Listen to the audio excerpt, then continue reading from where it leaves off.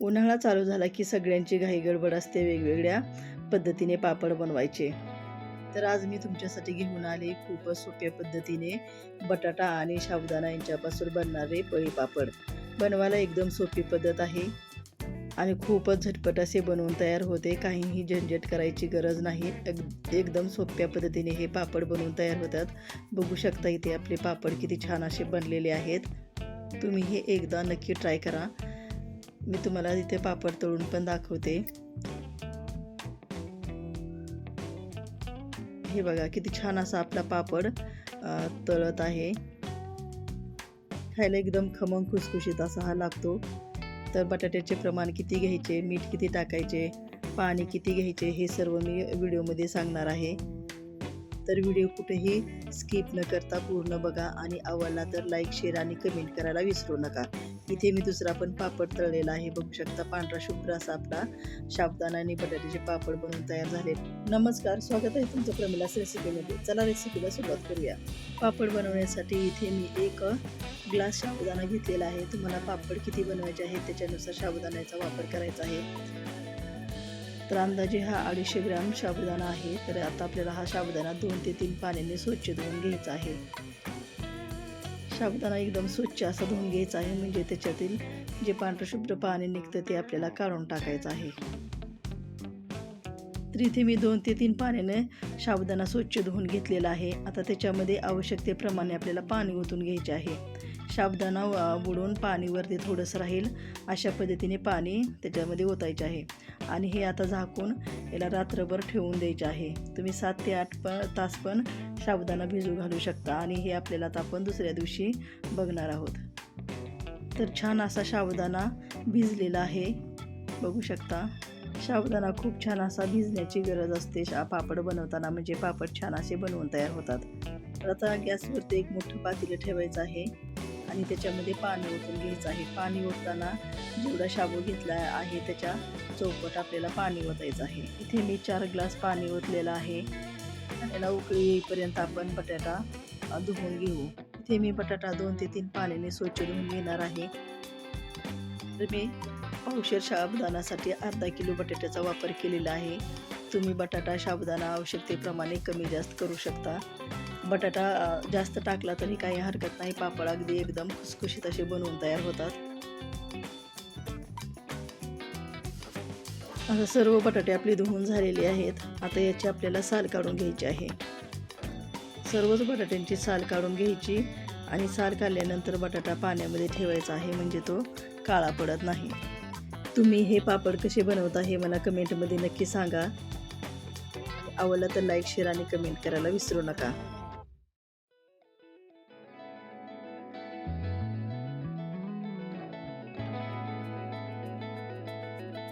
बटाट्यांची साल काढून झालेली आहे. पाण्यामध्ये ठेवून देऊ म्हणजे ते काळे पडणार नाहीत. तोपर्यंत बघू शकता पाण्याला पण छान अशी उकळी आलेली आहे. आता याच्यामध्ये जो भिजवलेला साबुदाणा होता तो सर्व टाकून घ्यायचा आहे आणि पळीच्या साहाय्याने तो आपण हलवून घेऊया. साबुदाणा एकदम पाण्यामध्ये मिक्स होईल असं आपल्याला हलवून घ्यायचं आहे. त्याच्या अजिबात गुठळ्या वगैरे काही होत नाही. साबुदाणा शिजतोय तोपर्यंत आपण बटाटा किसून घेऊया. तर इथे मी या चाळणीच्या साहाय्याने बटाटा किसून घेणार आहे.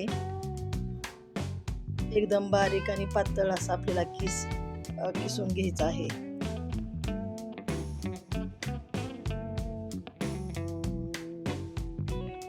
तर आता इथे माझा सर्व बटाटे किसून झालेले आहेत. आता आपण हा किस पाण्यामध्ये टाकून 2 ते 3 पाण्याने स्वच्छ धुवून घेणार आहोत.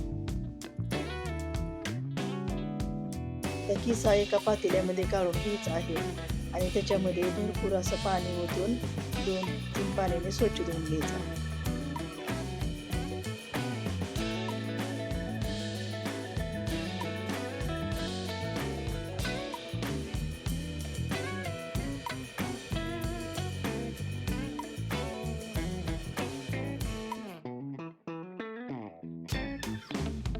आता किस धुवून झालेला आहे.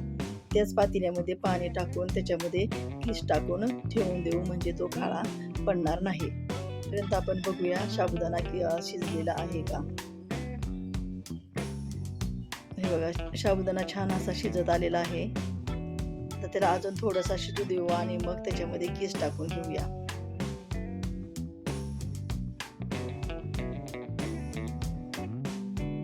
तर आता एक 5 मिनिटांनी साबुदाणा छान असा आपला शिजवून तयार झालेला आहे.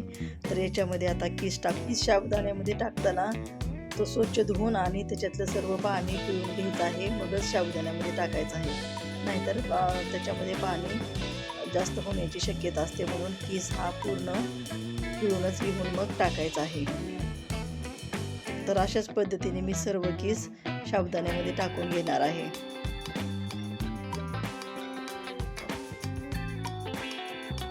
सर्व किस टाकून झालेला आहे. आता पळीच्या साहाय्याने तो किस आपण साबुदाण्यामध्ये व्यवस्थित असा मिक्स करून घेऊ. पापड बनवताना पाण्याचे प्रमाण कळत नसेल तर पहिल्यांदा आपण जेवढे साबुदाणा घेतलेला आहे त्याच्या चौपट पाणी ठेवायचं आहे.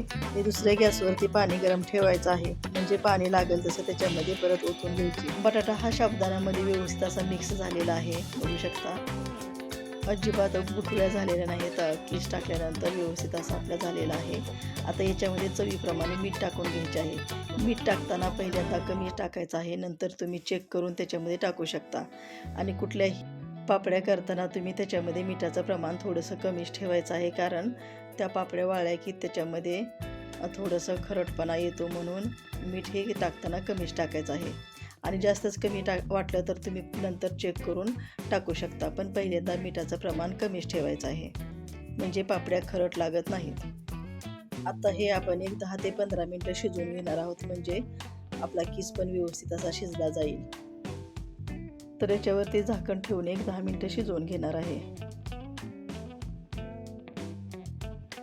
आता 10 मिनटं झालेले आहेत. बघू आपण आपला साबुदाणा व्यवस्थित असा शिजलेला आहे का. आता हे छान असं बटाट्याचा किस आणि साबुदाणा शिजलेला आहे. आता आपण याचे पापड घालून, ते मी पापड घालण्यासाठी हा प्लॅस्टिकच्या कागदाचा वापर केलेला आहे. तुम्ही कॉटनच्या कपड्यावरती पण टाकू शकता. पापड किती छोटा मोठा बनवायचा आहे त्याच्यानुसार पळीमध्ये घेऊन हे आपल्याला पेपरवरती ठेवून असं पळीनं पसरवून घ्यायचं आहे, म्हणजे गोल आकार देऊन घ्यायचा आहे. तर अशाच पद्धतीने मी सर्व पापड बनवून घेणार आहे.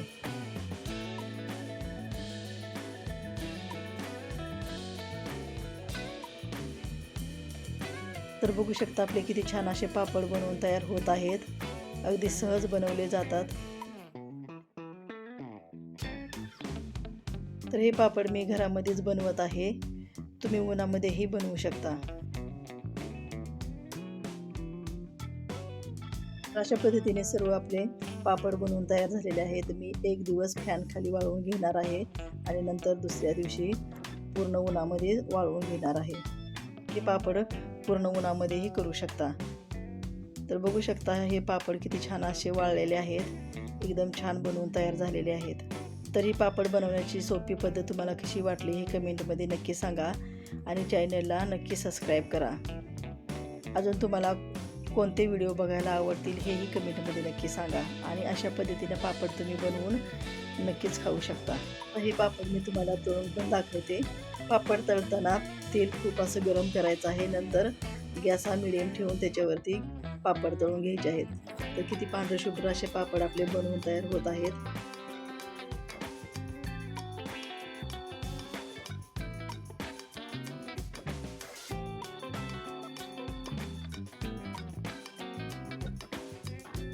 तर पूर्ण व्हिडिओ पाहिल्याबद्दल धन्यवाद. परत भेटू अशाच रेसिपीसोबत. तोपर्यंत मस्त राहा, आनंदी राहा आणि विशेष म्हणजे खात राहा. धन्यवाद.